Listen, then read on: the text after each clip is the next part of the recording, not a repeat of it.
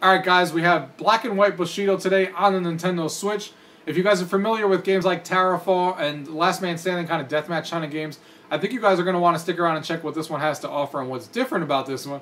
So let me go ahead and show you. Gaming tech, eating brekkie is the gaming tech, going for a recce is the gaming tech, gaming techie is the gaming tech, gaming techie. Alright guys, we're here to do Black and White Bushido on the Nintendo Switch. This is a 4-player local multiplayer game that came out on the Switch, and it is a game basically, if you guys have played games like Towerfall and all that stuff where you have to kill each other and be the last one standing, it kind of has a take on that, but it has an interesting concept in this game. So let's go ahead and do this here real quick. Basically, this game is all about the light and dark side. So as player 1 here, you can choose your character. I'm going to be on the light side for this round. And let's see, I will pick, let's go with him.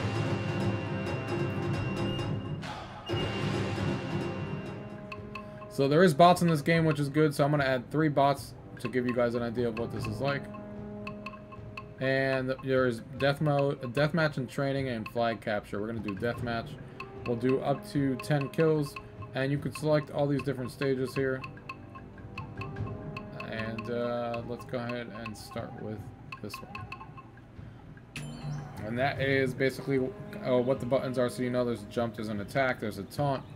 And as you can see on the hint screen, what makes this game interesting is the whole light and dark play in this game. So there's going to be sections in the map that alternate, and all these maps change and stuff like that, and they alter course while you're playing. And basically what's going to happen is that, like, right now, all these guys in the dark, I can barely see. And if they stop moving, I can't see them at all. And now you can see here that now if I stop moving, they can't see me. So I just kill both of them. See how I'm a little bit gray on the bottom? If I stop moving, nobody sees me. And then I just chop them out of nowhere. So you can see here that that is an interesting take on the stuff. So you have to know when to move and when not to move. And I just got killed by him. Because now I'm in the dark side because I'm obviously light. Now all those guys got it.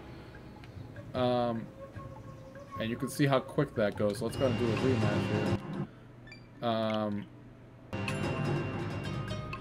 Let's do the shadow side. Let's do this a little bit longer, considering how fast that went.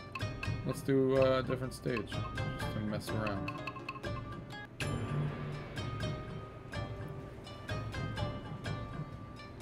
So it's really cool with this game because of the way that you play with the light and dark side, and you know, taunting your opponents, waiting at the perfect moment to actually come out and try and you know, take them out because they can't see you, or when you should move because they can kind of see you but they kind of can't.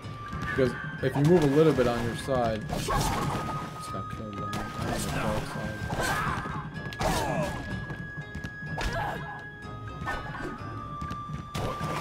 I love the way that the courses are always changing.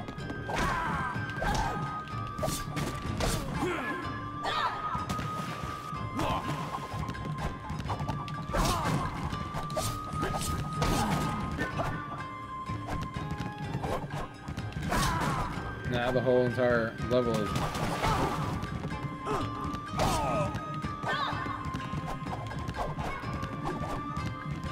dark side.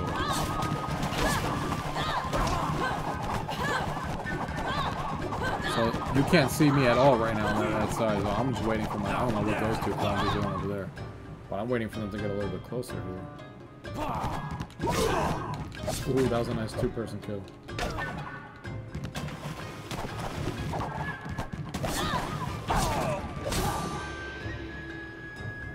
And you can see there that they didn't even get any kills that round, and I just killed them. But that's obviously playing with the bots and stuff like that. What's cool about this game is obviously going with your friends and playing 4-player. It has a little bit of a different take of those games like Towerfall and stuff like that, which are really cool. So that is as simple as this game gets. They got the light side and the dark side. Like we were talking about before, it does have those different modes. It does have that capture the flag kind of mode where you have to capture the flag as well and pick that up and bring it back to base. And it does have these different you know, different levels and stuff like that. That gives you guys obviously a little brief overview of what the gameplay is like in the game, but I'm going to continue playing this for a little bit more with my wife and stuff, get a more feel with the local multiplayer side of it. We're going to get to the table now. I'm going to give you guys my final thoughts on this game. Alright guys, so that was Black and White Bushido on the Nintendo Switch. Now, you guys have seen a lot of games that are like this, but this one adds an interesting twist to it that I haven't played in any of the other ones. Obviously, games like Towerfall and stuff like that, where you're supposed to be the last one standing trying to get kills on a certain map, is cool. This one adds a couple of things that are interesting that make it stand out. Obviously, the big one here is the light and dark side. As you can see in the gameplay that I showed you, if you pick the dark side on your character, when you're in the dark parts of the map and you don't move, you're literally invisible. Nobody can see where you are on the map. If you move a little bit, you become a little bit more visible, but still a little bit hard to see when you're going through the frantic pace of the game. Same thing, obviously, with the light side. So it becomes this interesting thing, because the second cool thing that this game does is the maps are always changing. There's 7 unique maps in the game. They're always changing and always alternating where the dark and the light zones are, you know, around the map. So you're always moving around, and you can't just stand in one spot the whole time, because they're always moving around. Eventually, you know, you'll become light where you were standing before that was dark, and everybody knows where you are and everybody sees you and can go kill you. The movement system, and it's all fluid and all like that. The combat and, you know, swiping the weapons around and hitting people all feels really good, all feels really smooth. No issues, of course, with the performance on the Switch, whether it be on the handheld or on it. You can play with whatever control schemes you want, whether it be Pro Controller support or the regular Joy-Cons, whichever way you want to play works fine in this game. Either way you want to play. And this is just a good one of those other games to play with your friends, 4 players, obviously. And it adds a different spin to the games that are already out there that are like the last man standing, trying to kill each other, deathmatch kind of games. Because of that light and dark mentality, and I think it's a really cool game. And I think it's only a $13 game, so it's obviously on the cheap side. So it's definitely one that I think you guys should definitely check out if you're into those genre of games of, you know, playing with your friends, 4-player. There is obviously no online in the game, but with your friends, you could have a really good time with this game. It's obviously cheap, and there's another thing I'm forgetting here that I wanted to mention to you guys as well. Obviously, there's also, I almost forgot, obviously the items that you could pick up in what you're traversing the levels and stuff. There's obviously items you could pick up that all do certain things as well. And the boxes that you may have saw in the gameplay, so there's stuff like that. And there's 2 modes in the game. There's Team Deathmatch and Capture the Flag. So those are the 2 different modes that you can play. And you could actually set high scores and go against, you know, try to get high scores based on the levels and stuff like that. Just to try and beat yourself and give you something else to go after. But obviously the core of this game is to play with 4 of your friends.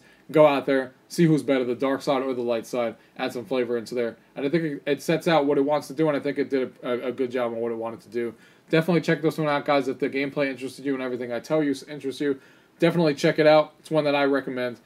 If you have any questions, as usual, leave them down below. If not, thank you guys for watching. Until next time. GamingTechie is the gaming tech. GamingTechie, gaming tech.